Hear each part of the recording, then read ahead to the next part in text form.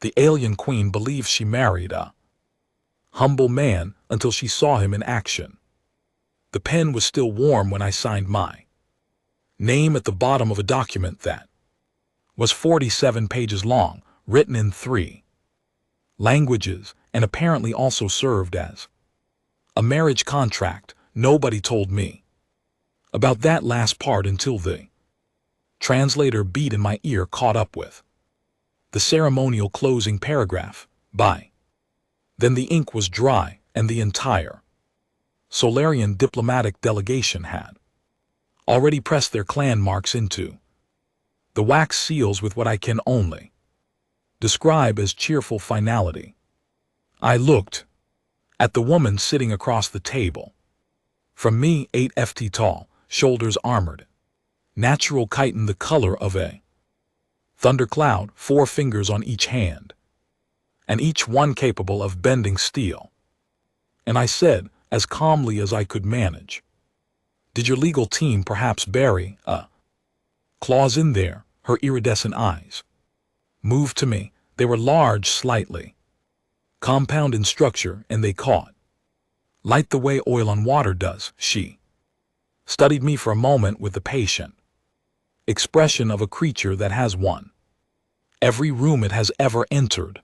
"The consort clause," she said in accented but precise English, "has been standard in Solarian state treaties for 900 years. Your diplomatic office was given the full document in advance."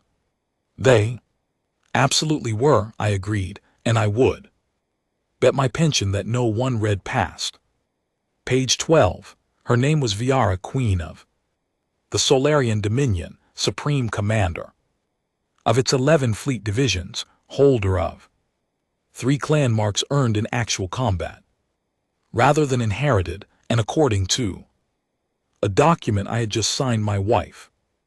My name is Darren Cole. I am 43 years old. I have gray at my temples, a scar along my left jawline from a situation in a country I am still not technically allowed to name, and a slightly uneven walk from a piece of shrapnel that a field surgeon removed in the dark using a headlamp and a great deal of hope. I had been working as a xeno-diplomacy consultant for the Interstellar Compact for 2 years at that point, mostly because it turned out that a career spent learning how people behave under extreme pressure translated reasonably well to learning how alien species behave under moderate inconvenience. I was good at reading rooms. I was good at staying quiet. I was good at noticing things. What I was not, by any visible standard, was impressive. The Solvari court certainly did not think so. I could tell from the moment we arrived at the Dominion's capital station, a structure so large it generated its own gravity and its own weather patterns in the upper corridors. The court attendants who met our delegation at the docking ring were polite in the way that very powerful people are polite too, something they find slightly pitiful. They measured me with their eyes, all of them tall, all of them armored in the natural plating that Solvari developed over millennia, all of them carrying themselves like creatures who had never once been prey, and I watched their antennae make small, involuntary movements that my translation guide had flagged as the equivalent of a suppressed laugh. One of the senior attendants, a male named Jorith, who had the kind of posture that suggested he had been parade standing since childhood, leaned toward a colleague and said something at a frequency he presumably thought was below human hearing range. My translation bead caught it anyway. "The soft one," he said. "They sent her the soft one." I did not react. I had spent a significant portion of my adult life being underestimated, and I had long ago made peace with the fact that it was, in almost every measurable way, An advantage, the wedding ceremony happened the following morning in a hall with ceilings so high they vanished into an engineered fog that glowed faintly blue. There were approximately 300 Silverian attendants ranging from court officials in ceremonial armor to fleet admirals who looked like they had come directly from a battle briefing and expected to return to one. The hall smelled of something mineral and sharp, like ozone and heated stone. A low harmonic tone moved through the floor at all times.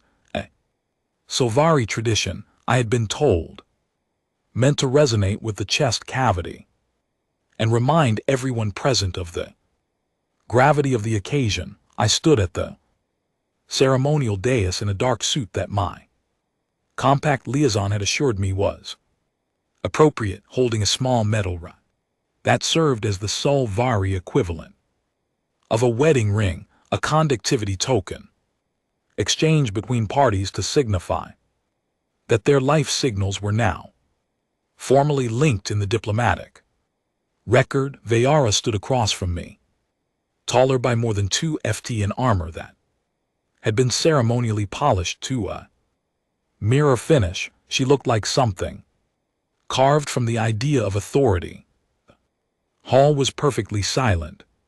The officiating elder spoke in Old Silvari, which my translation bead rendered into English with a slight delay, so I was always half a sentence behind. At some point the elder said something that caused a ripple of movement through the audience, a shift in posture, a clicking of mandibles, the Silvari equivalent of murmuring. I glanced around and caught Jorith's expression. He was not suppressing a laugh this time. He was studying me with something closer to curiosity. I leaned slightly toward the compact liaison who was standing 3 steps to my left. What did the elder just say? I asked quietly. The liaison, a young woman named Clara, who had the permanent expression of someone managing a very complicated spreadsheet, whispered back without moving her lips that in the history of the Dominion, no consort has ever stood in this hall without demonstrating a combat lineage. You are the first exception in 900 years. Wonderful, I said. And the crowd reaction? They are trying to decide, she said, whether that is funny or interesting. Let them wonder, I said. Vayara, who was close enough to have heard all of this, did not react, but her eyes moved to me for just a fraction of a second, and in that fraction I caught something I had not expected. Not pity, not amusement. Calculation. The token exchange happened without ceremony from my side of the dais. I took hers, she took mine, and the hall exhaled in a collective resonance that made the floor vibrate. It was done. Dispersed into a reception that involved food I could not eat, beverages I was advised strongly against, and a great deal of clicking conversation that my translation bead processed in overlapping fragments. I found a quiet corner near a viewport and stood there with a glass of water, watching the stars. The capital station was in orbit around a gas giant with rings so dense they looked solid from this distance, amber and rust-colored. Impossibly beautiful. I had been to 11 worlds since joining the Compact's diplomatic corps. Not one of them had stopped surprising me. You are not socializing. I turned. Vayara had crossed the room without a sound, which was a remarkable achievement for someone wearing plated armor. She was looking at the viewport, not at me. I don't speak Silvari well enough to socialize yet, I said. I'm working on it. You have been working on it for how long? 3 weeks. She was quiet for a moment. Our children begin formal language. Acquisition at 8 years of age. It requires 2 standard years to achieve. Basic fluency. I learn faster under pressure. I said, I always have. She turned her head to look at me. The light from the gas giant caught the edge of her jaw plating and turned it gold. You are not afraid, she said. It was not a compliment, it was an observation made with the precision of someone cataloging an anomaly. Should I be? Every consort before you has been afraid on this day. It is an expected response to this environment. I've been in harder rooms, I said. She studied me for another moment. Then she said, with the careful neutrality of someone choosing their words deliberately, you are my consort. You will attend state functions. You will be presentable and quiet. I expect nothing beyond that from you. Understood, I said. Good. She turned to return to the reception. I let 2 full seconds pass. Do you play chess? She stopped, did not turn.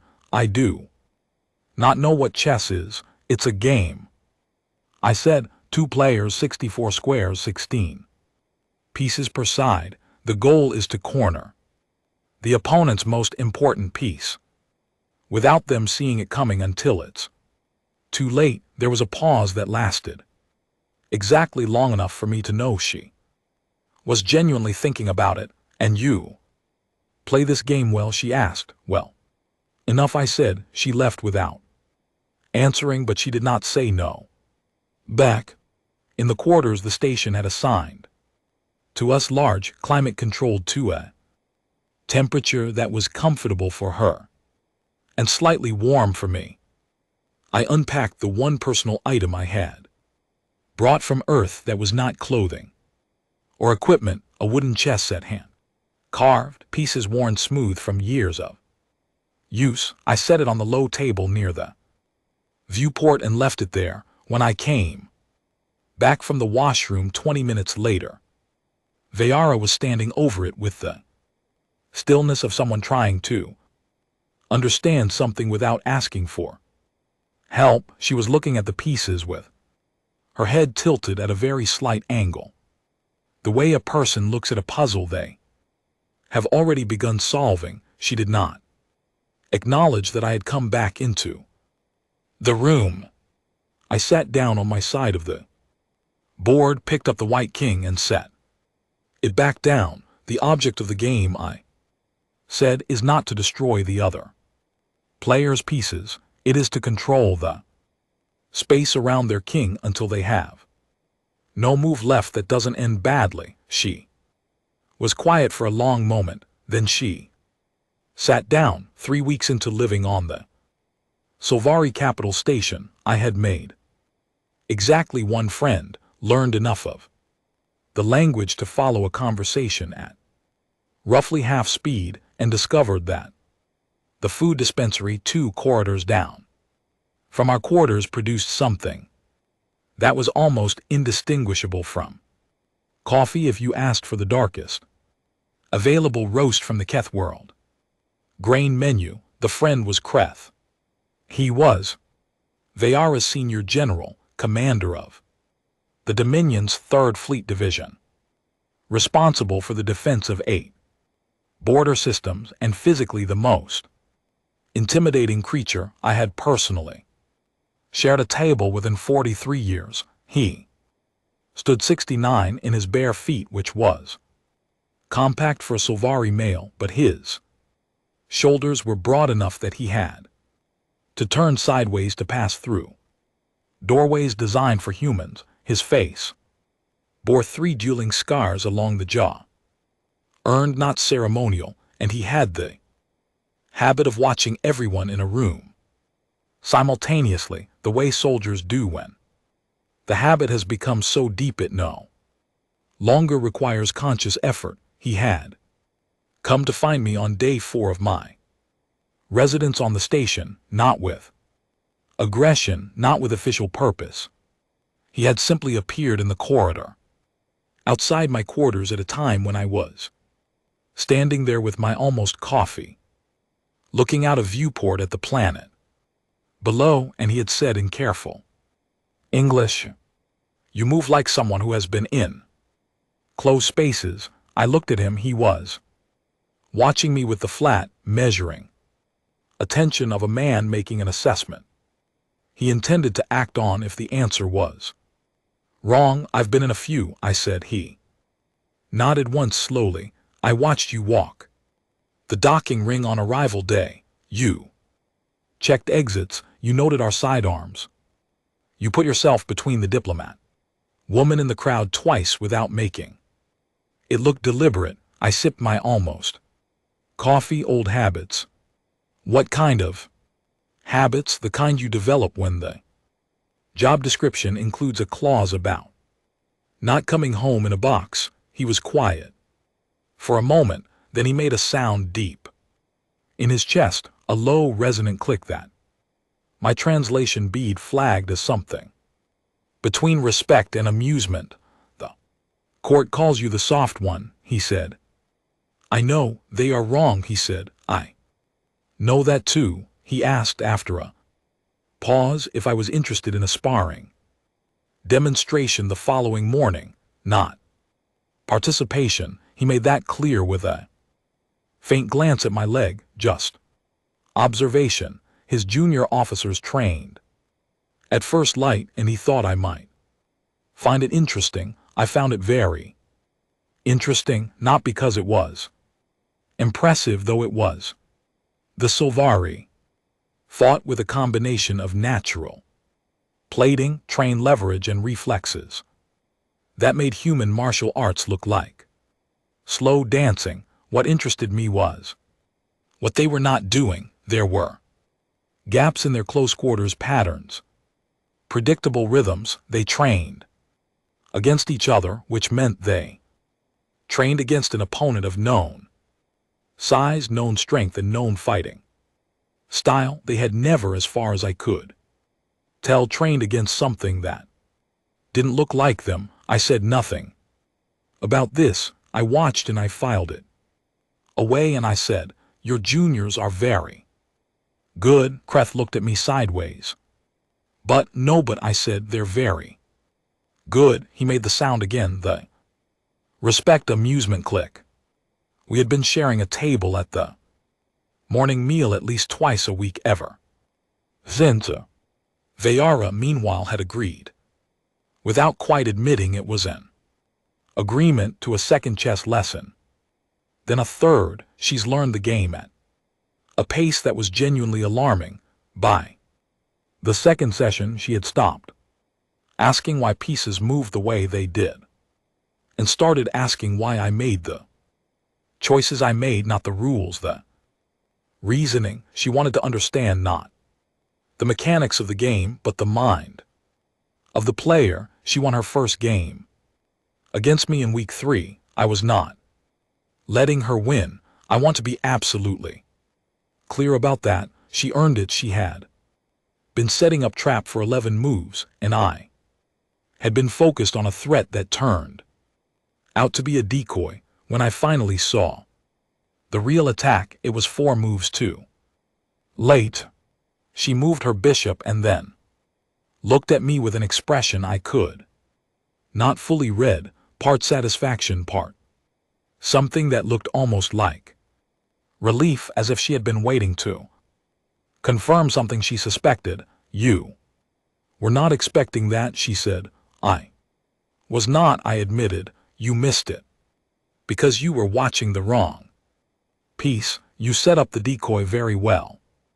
You taught me that the decoy is sometimes more important than the piece you intend to move." She paused. "I have been thinking about that principle outside this game."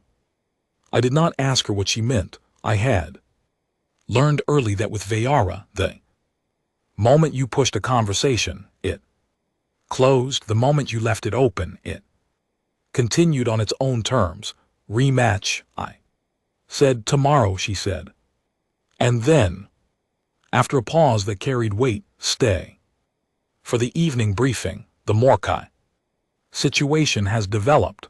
It was the first time she had invited me to anything official. The briefing room was large, circular, with a holographic map of the border corridor suspended in the center. 6 of Vayara's senior advisors were already present, along with 2 fleet commanders and the Dominion's chief intelligence officer, a lean, quiet Salvani female named Sithara, who had the eyes of someone who has read every file in existence and forgotten nothing. They acknowledged my presence with the careful neutrality of people who had been told to accept it and were still deciding how they felt.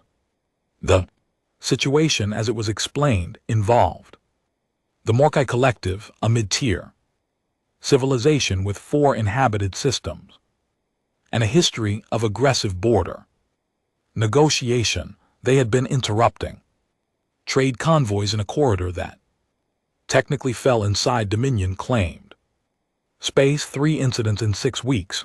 No shots fired yet, but the interruptions were becoming more frequent, and the Morkai's demands, presented through diplomatic channels as cracks for transit fee acknowledgement, were becoming more specific. Vayara's advisors were unanimous. This was a posture play. The Morkai were testing boundaries. The response should be a fleet movement, not an attack, but a visible repositioning of 2 divisions close enough to the corridor to make the calculation obvious. I sat in the back. I had not been given a seat at the main table, which was fine. I had a good view of everything from where I was. The advisors presented their case. It was logical, coherent, and almost certainly wrong. I waited until they finished. Then I waited another 10 seconds to make sure they were actually finished. Vayara's eyes moved to me. You have something, she said. It was not a question. The Morkai have never disputed a trade corridor before, I said. They've had every opportunity to do so. They share a border with 4 other civilizations, and they have never been the ones to start a boundary dispute.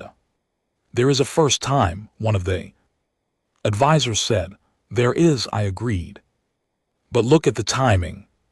All 3 incidents happened within 2 standard weeks of the Compact's announcement of the new resource sharing framework. The framework that, if it passes, adjusts transit fee structures across 9 corridors, including 2 that the Morkai use for their primary exports. The room was quiet. They are not testing boundaries, I said. They are scared. They think the new framework is going to cost them access to corridors they depend on, and nobody has told them directly that it won't. They are making noise because they don't have another tool available. Sithara, the intelligence officer, had gone very still. If a fleet moves into that corridor, I continued, it confirms their worst assumption that the Dominion intends to use the framework as a pretext for control. You will not stop 3 incidents. You will cause the next 50. The silence lasted long enough to become its own kind of statement. Vayara's voice, when it came, was level and uninflected. What would you do instead? Send them the relevant section of the framework document with a direct note from your office confirming that Morkai transit corridors are not subject to the new structure. Then invite their senior delegate for a formal consultation. Visit, give them something to point to at home when their own hardliners ask why they backed down. One of the fleet commanders made a dismissive sound. Vayara held up one hand and he went silent. She looked at the map for a long moment. Then she looked at me. Prepare a draft, she said. It was not praise, it was a directive. But in that room with those People watching, it was something I had not been in this place since I arrived. It was taken seriously. I walked back to our quarters that night through corridors that were quieter now, the station moving into its dark cycle, the low harmonic tone in the floor fading too. Something barely felt. I made my almost coffee and stood at the viewport for a while, watching the amber rings of the planet below turn slowly in the dark. The door opened behind me. Viara came in, still in the lighter armor she wore for station duty, and crossed to the viewport without speaking. She stood there for a moment, looking at the same view. The draft, she said finally. How long will it take you? 2 hours, I said. Maybe 3 if I want the framing right. Get the framing right, she said. I will. She was quiet again. Outside the viewport, the rings turned. A transport ship moved through the dark at the edge of sight, its running lights blinking slow and steady. You said something in the briefing, she said, about giving them something to point to at home. Yes. You were not thinking about the Morokai. When you said that, she said, you were thinking about something else. I looked at her. Her eyes were on the viewport. Her jaw was set in a way I had come to recognize over the past 3 weeks. Not tension, but concentration. I was thinking, I said carefully, that every leader who needs to change course needs a reason that their people can accept, even if the real reason is that they were wrong. Especially then, she said. Nothing for a long while, then quietly.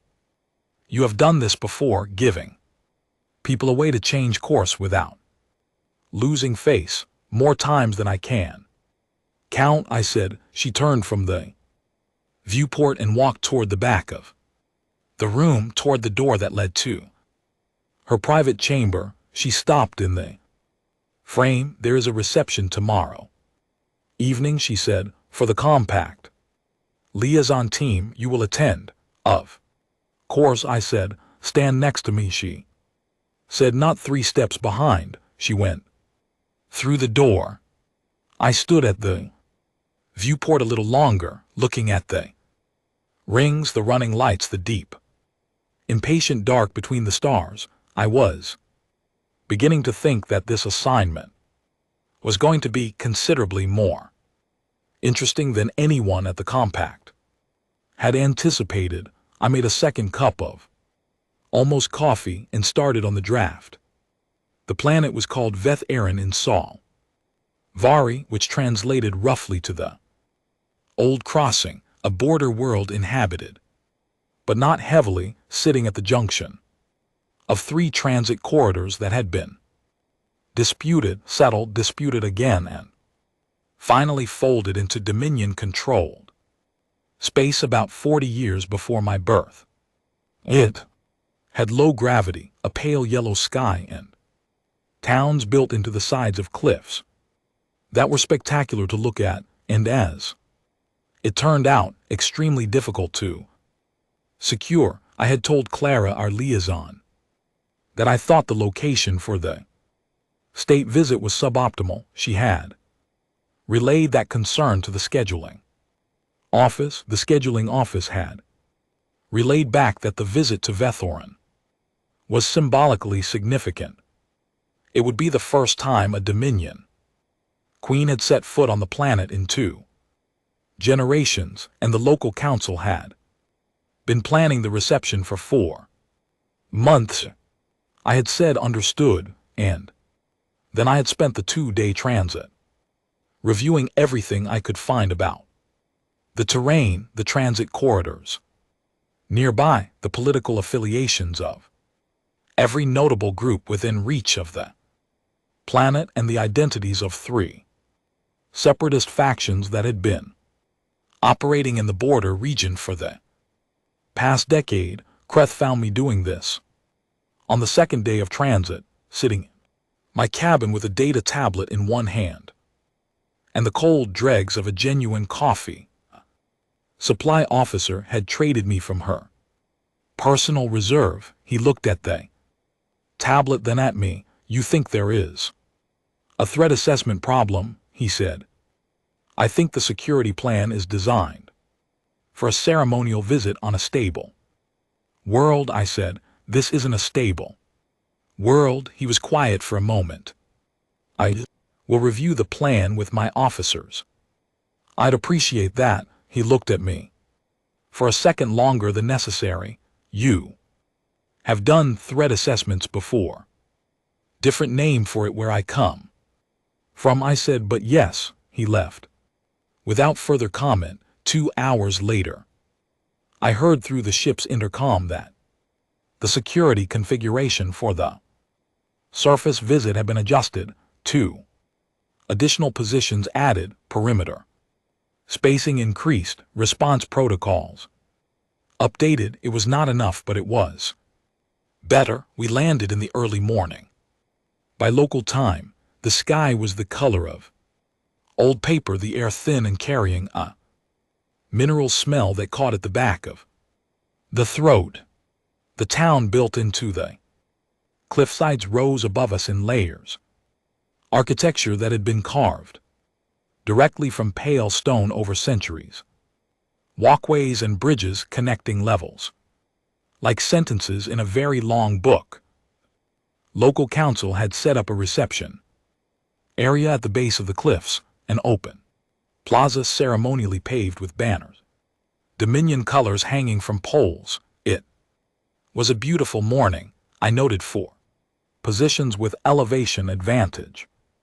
3 narrow approach corridors that would funnel any crowd, intended or otherwise. 2 points where the plaza sightlines collapsed into blind spots. I noted these things the way other people note the weather, automatically, without drama. The reception proceeded.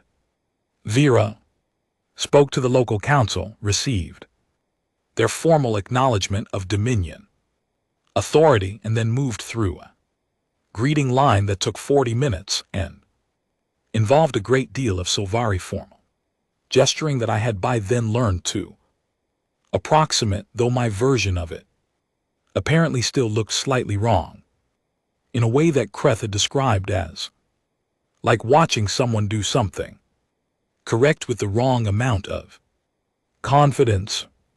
I was standing 4 steps to Vera's left, not 3 steps behind, not since she had told me to stand closer at the compact reception. Her 2 personal guards were ahead and behind. Kreth was at the edge of the plaza, watching everything the way he always watched everything. It was the personal guards who went down first.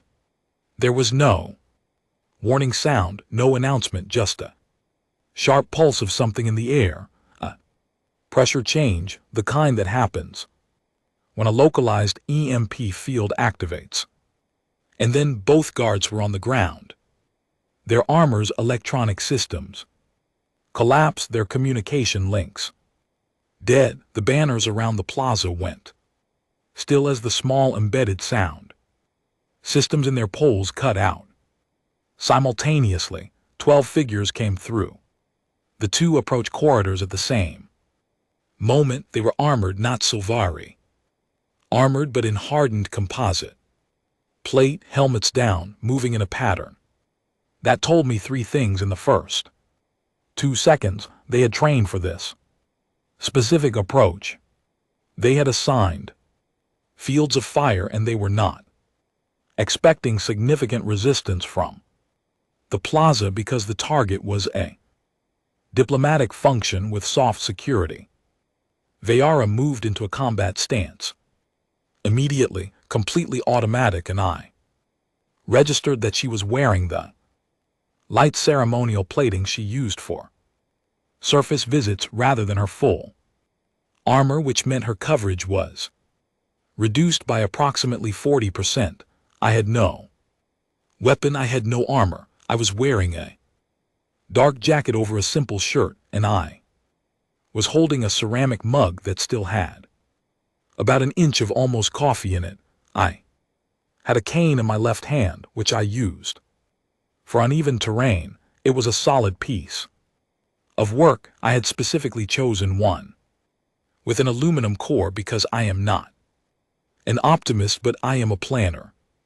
I had the plaza lay out in my head from the 40 minutes I had spent standing in it, and I had approximately 11 years of training, 7 years of operational experience, and a specific gift for calculating the distance between and the time it takes to close it. The first two came through the northern corridor in a wedge, the lead figure slightly ahead.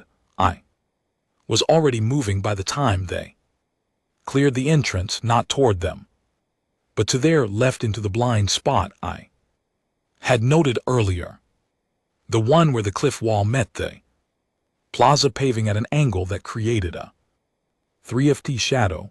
I was inside that shadow before they finished their first sweep of the plaza. The lead figure had a slight hitch in his step, right knee, and he was favoring his left side, which meant the right flank was slower to react. I came out of the shadow at a low angle and put the cane across the back of his right knee in a precise, controlled strike that dropped him without making him unconscious. He needed to be able to talk later. He hit the paving, and I stepped past him using the mug. The ceramic caught the second figure across the temple at the exact angle needed to produce a result that was conclusive but not permanent, and then I had the first figure's dropped weapon in my hand and was already placing myself between the eastern corridor figures and Vayara's position. I talked myself through it quietly as I moved, which was a habit so old I barely noticed it anymore. The way you narrate a chess problem, this one has 2 steps before his partner, so I have that gap. This one keeps his weight forward, which means he commits before he sees the counter. This one is watching Vayara instead of the plaza floor, which means he will not see the change in my angle until it is already 3 moves past the point where it matters. The whole thing lasted about 4 minutes, not 4 minutes of constant engagement, 4 minutes in which I moved through a space, addressed each problem as it presented itself, and used every environmental advantage I had identified that morning. The elevation change at the western end of the plaza, the narrowness of the southern corridor exit, which meant the figures there had to come through single file if they did not want to interfere with each other. The way the morning light at that hour came from behind me and directly into the eyes of anyone facing me from the east. I was breathing harder than usual. When it was done, my knee ached in the specific way it always ached after sustained movement on low gravity terrain. I had a cut above my left eye from a piece of plaza paving that had cracked under one of the figures when they went down, and a fragment had come up at a bad angle. It was not deep. It was bleeding with more enthusiasm than the situation warranted. I found my cane, which had ended up about 8 ft away. I straightened my jacket. 11 figures were on the ground or restrained against the cliff face. 1, the lead figure from the northern corridor, the one with the knee, was sitting against the paving with his hands secured behind him using a length of banner cord that had come down during the initial pulse, looking at me with an expression that I could not interpret through his helmet's visor, but that I suspected was something close to confusion. The 12th figure had not made it into the plaza. Kreth had dealt with that one personally at the entrance to the northern corridor in a manner that I had not witnessed, but that produced a sound I recognized. I walked back across the plaza toward Viara, she was standing exactly where she had been when the pulse hit. She had not moved. Her combat stance had not relaxed. Her eyes tracked me the entire way across the plaza, the way they tracked everything with that precise, cataloging attention that I had seen in briefing rooms and chess games and late night conversations at the viewport. I stopped 2 feet in front of her. Are you injured? I asked. She looked at me for a long moment without speaking. No, she said. Good, I said. The one against the north wall can talk. We'll want to speak with him before the compact security team arrives, she said. Nothing. I pressed 2 fingers against the cut above my eye, which had made a small red contribution to my jacket collar. There is probably a medic in the council building, I said. I don't think this needs much, but I would rather not bleed on the official record.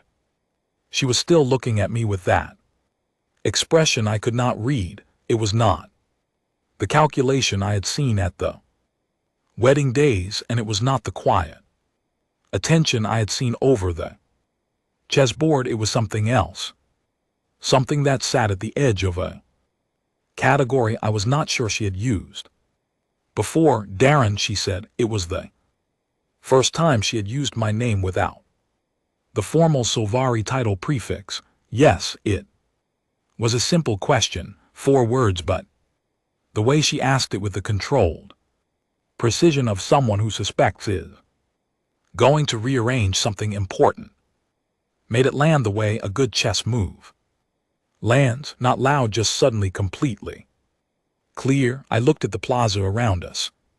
12 figures, a cracked paving stone, my cane in my hand in the cold morning air of a border world at the edge of known space. Right now, I said, I'm the one who noticed the blind spots. She held my gaze for a moment longer, then she turned and walked toward the council building to find the medic. I followed, keeping pace with my uneven step, thinking about what the person against the north wall was going to tell us, and whether that would be the beginning of a problem or the end of one. It turned out to be the beginning. The security footage from Veth Aaron was reviewed by Kreth and Sethara separately without coordination, and they arrived at the same conclusion independently within 4 hours of each other. Kreth came to tell me in person. He stood in the doorway of the station medical bay where a very calm Solari physician was closing the cut above my eye with a ceiling compound that felt cold and smelled faintly of pine, and he said without preamble, "You held back." I needed one of them to talk, I said. Not because of that. I looked at him. The pattern, he said, your movements. You held a margin the entire time. There was more available to you. You did not use it. I said nothing. He stood there for a moment with his arms crossed and his scarred jaw set in a way I had come to recognize as Kreth, processing something he was not entirely comfortable with. I have been watching humans in the compact for 7 years, he said. I have read your species classification files. I have studied the assessments. None of them said this. Nobody asked the right questions. I said, what are the right questions? The physician finished the ceiling compound and stepped back. I sat up, carefully touching the edge of the repair with one finger. Clean work. How long have you been at war? I said. Not a specific war, not a conflict, with a start date and an end date. How long has your species existed in a state where survival required fighting? Kreth was quiet. For humans, I said, the answer is 100,000 years, maybe more. There was no period in our history when we were not prey to something or competing with something or fighting each other over resources or territory. Or ideas, we were never the biggest. Animal, we were never the strongest. We survived because we learned faster than anything else on our planet how to think about a threat before it reached us. I looked at him. The assessments say we are physically inferior, that is correct. The assessments say we are emotionally volatile, that is sometimes correct. What the assessments don't say is that we have been training for this specific situation, outmatched, outweighed in a dangerous environment since before we had written language. Kreth looked at me for a long time. The court still calls you the soft one, he said. I know, they will stop, he said. It was not a prediction, it was a decision. I nodded and stood up. Carefully, my knee complained about the low gravity as it always did. I found my cane, took 3 steps to confirm the cut wasn't affecting my peripheral vision, and then went to find Sathara. Because the person from the north wall had apparently started talking and was saying things that were considerably more significant than an isolated separatist action. Sathara was in the station intelligence suite, surrounded by data displays that she was reading with a focused calm of someone for whom alarming information is simply information. She looked up when I came in, assessed the sealed cut, and said the northern faction received funding and operational support from an outside source. The source is not domestic. She paused. How do you know that? I don't, I said, but the attack was too coordinated for a regional faction. The EMP technology is not available locally, and the Gulf Rec have been watching the compact's expansion with concern for approximately 2 years, which is also how long humans have been compact members. They expected the Salvari response to the Morokai situation to be a fleet movement that fractured the compact's political trust. When it wasn't, someone made a different decision. Sathara looked at me for a moment, then she looked at her displays, then back at me. You worked this out. Before we extracted the testimony, I worked out a probability before we landed. I said, the testimony confirmed it, and you said nothing. I had no proof. I had a shape. I sat down across from her, which she allowed.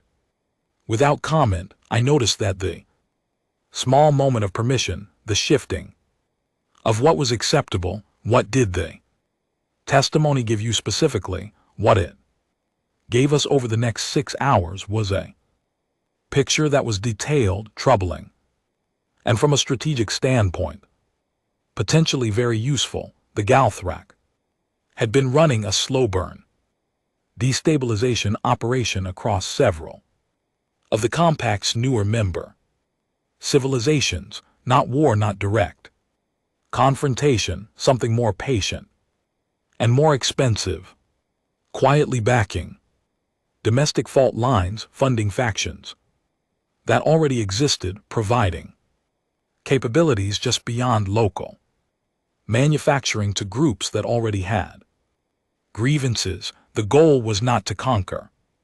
The goal was to make the compact's newest members feel ungovernable, to erode the confidence of established members in the value of expansion, and to wait for the structure to begin pulling itself apart from the inside. The attack on Vetheran was not an assassination attempt, Sathara concluded. It was a demonstration, intended to be visible, intended to be attributed eventually to local separatists without external fingerprints, intended to prompt a Dominion crackdown on the border world that would alienate the local population and hand the Galthrak a narrative. They expected a military response, I said. Yes, Sathara said, they still expect One, they are counting on it.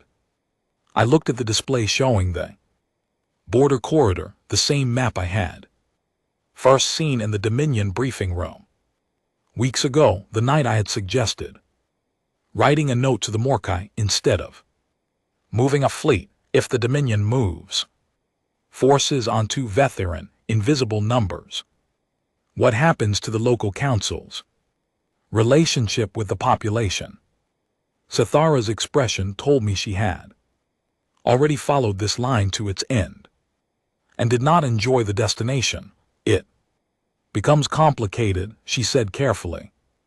It becomes a story that the Galthrak can point to. I said, they don't need to win. They just need enough evidence to build the narrative that the Dominion uses its members the way an owner uses property. That narrative spreads. The Compact's other newer members start asking whether their membership is protection or occupation, and so we do nothing, Esthara said in the tone of someone testing an argument. Not nothing, I said, something they can't model. She looked at me. The Galthric know how the Dominion responds to military threats, I said. They have 900 years of data. They know how every major civilization in the Compact responds to military threats because military threats are the only threats those civilizations recognize. What they do not know how to model is a response that is not military. I paused. They have been watching humans for 2 years. They think they know what we are. They categorized us the same way the Dominion did: small, soft, emotionally volatile, technologically behind. What they have not considered is that we have been doing this, the non-military kind of winning, for a very long time. Esthara was quiet for a long moment. Then, since she said, you will need to explain this to the Queen. I know, I said. She will have questions. I expect so. Esthara looked at me with her flat, reading eyes. She has been asking questions about you since the morning of the visit, she said. Not security questions, different ones. I did not respond to that. I stood up, straightened my jacket, and said, can you arrange a private meeting for this evening? Just her, you, Kreth, if he's available, and me. Esthara arranged it.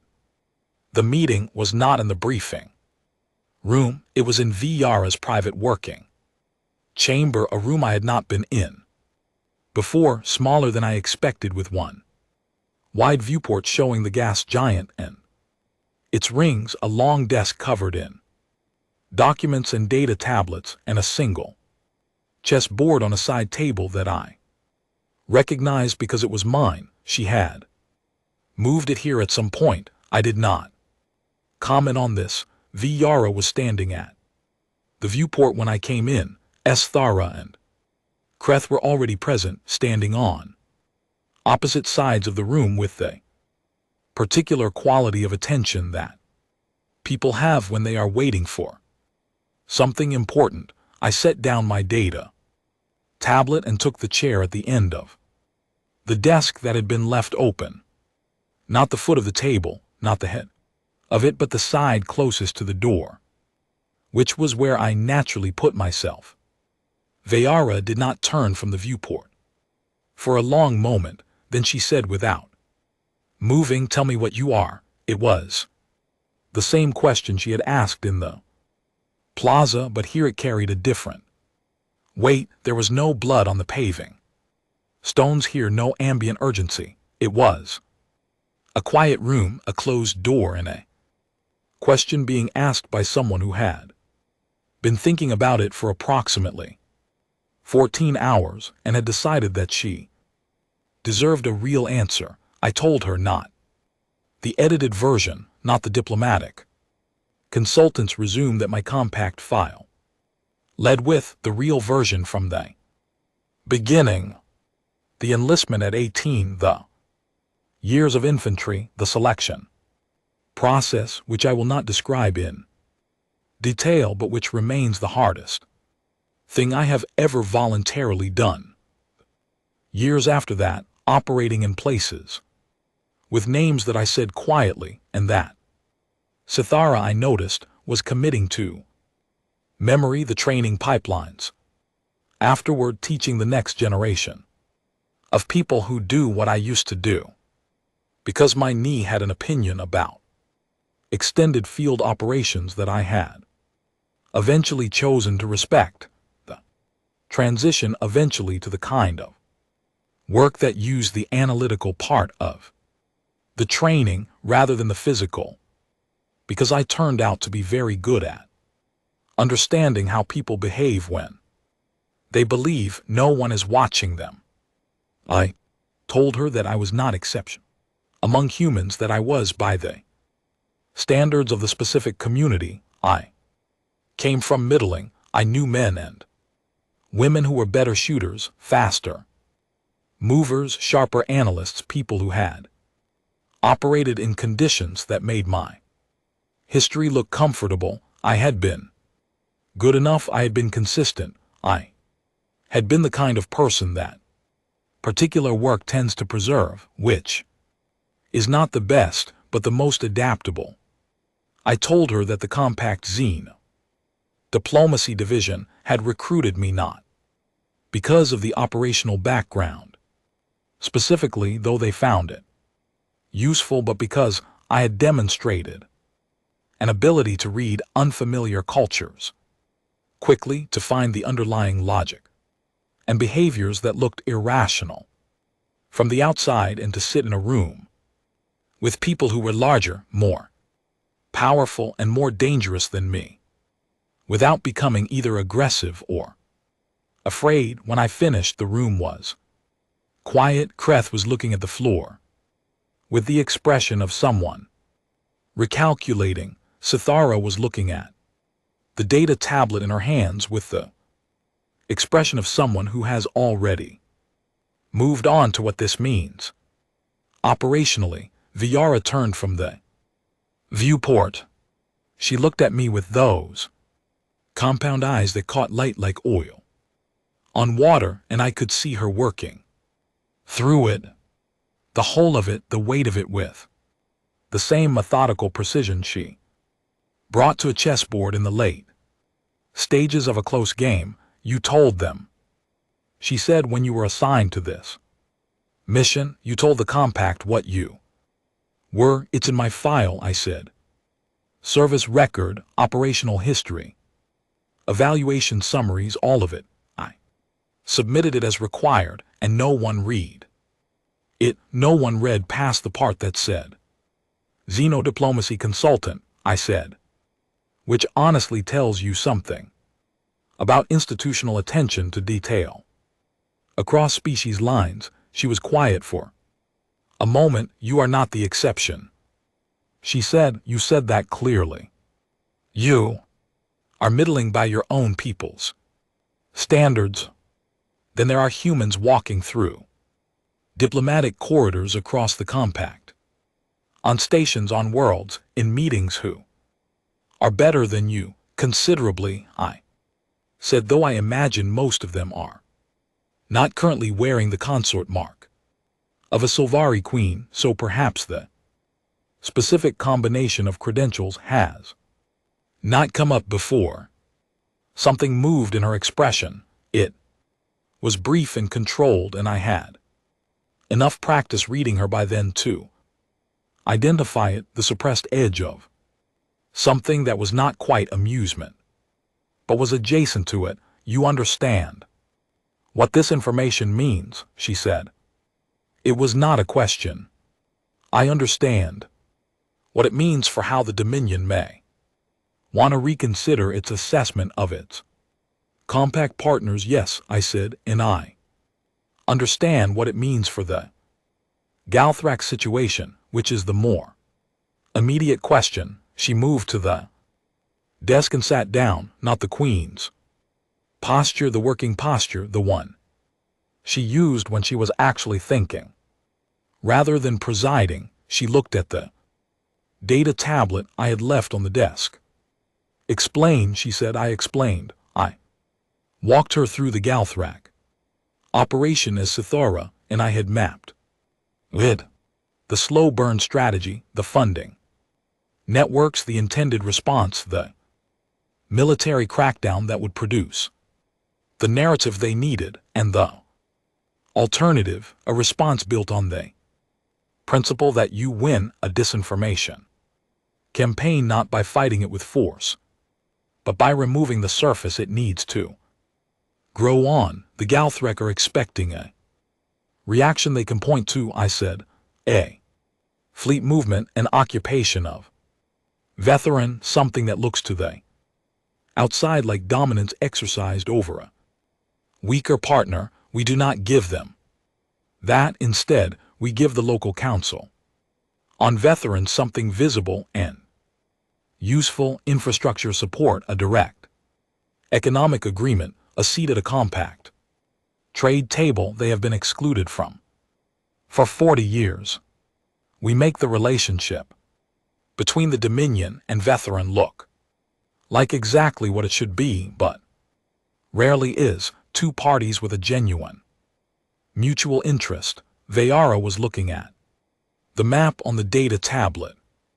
Simultaneously, I continued, we take the intelligence Sithara extracted from the testimony and we bring it quietly to 3 specific members of the Compact Council, the ones whose civilizations are also being worked on by the Galthrak, though they don't know the name for it yet. We don't announce it publicly, we give it to them directly, clearly, with full attribution. We let them see the pattern. They will be angry, Sithara said.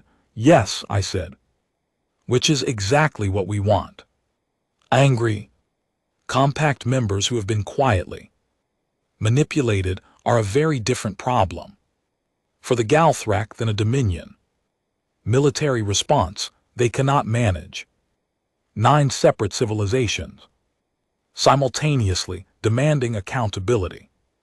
They can manage one. Kreth had moved at some point and was now standing closer to the desk, looking at the map over my shoulder. The Galthrak will know we have the intelligence, he said.